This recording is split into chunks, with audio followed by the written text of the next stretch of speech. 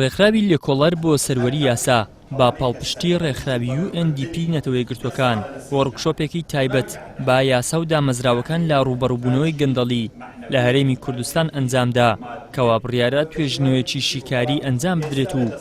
ئاراستەی لە نەپەیوەندیدارەکان بکرێت. لە مانگی 11 ئێمە توێژینەوەکە بە چاپکراوی ئامادەکەین و ئەیخێنە بەردەست هەموو لایەنە پەیوەندیدارەکان و ڕایگشتی لە هەرێمی کوردستان.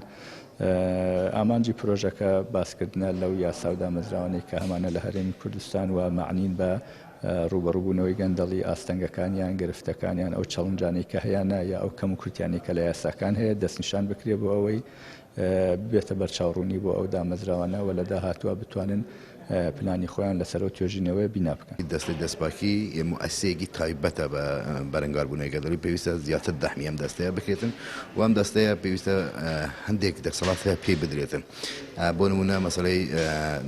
دامەزراندنی دادگایەکی تایبەت بە کێسەکانی گەندەڵی کە قرار بوو و دەستی دەستپاکی پێشنیاری ئەوەشیان کرد بوو کە دادگایەکی تایبەت هەبێت بەڵام ئەنجومەنی دادوەری ڕێتی کردەوە کە ئەمە بەڕاستی زۆر زەرورە هەبێتن لەبەرەوەی ئێستا بۆ نمونە لە ئەو محافظ و قەزانەی کە نووسنگی دەستی دەستپاکیان لێ کێسێکی گەندەڵی کە ئاراستەی حاکمێک دەکرێتن ئەو حاکمە کۆمەڵێک ئیشی لەسرە ئەم کێسە تۆماتیکیان دوا دەکەوێتن. سەبات دەچێت لە کاریگەری لە کارەکانی ئەگەر سۆپەی قەزایی داواکاری گشتی بۆ کەناڵی ئاسمانی پێیان دەدوێت و دەڵێت گەندەڵی هەیە و مەترسیەکی زۆر هەیە و هیچیش لە تیرۆر کەمتر نییە لە نێوخۆ و لە زۆرێک لە دام و دەستگاکانی حکوومەتدا گەندەڵی هەیە. بۆی بتوانیتن ئێمە ناتوانین ڕادەکەی دەستنیشان بکەین چونکە ئەوە بەپێی دیڕاسات و بەپێی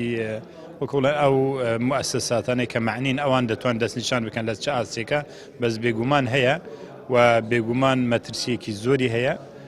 ئەتوانین بڵێن هیچ لە تیرۆر و لە داعش و لەوانە کەمتر نییە چونکە ئەمە لە ناو خۆ و لە ناو دام و دەستگاکان و لە ناو کۆمەلگەی ئێمە لە هەموو شوێنێک وەکو بڵێن بوونی هەیە. بەپێی ئاماری دەستەی دەستپاچی لە هەرێمی کوردستان لە 5 ساڵی ڕابردوودا 75 پلە باڵا لە گەندەڵی تێوەگلاون. ئەمە جگەلەوەی چەندین کەسی دیکە بەهۆی هەبوونی پارێزبەندیەوە بەرپرسەکانیان ڕێگەیان نەداوە بچنە بەردەم دادوەرانی دەستەی دەستپاچی تاکو لێکۆڵینەوەیان لەگەڵدا بکرێت. ئیدریس محەممەد، کەناڵی ئاسمانی پەیام، هەولێر.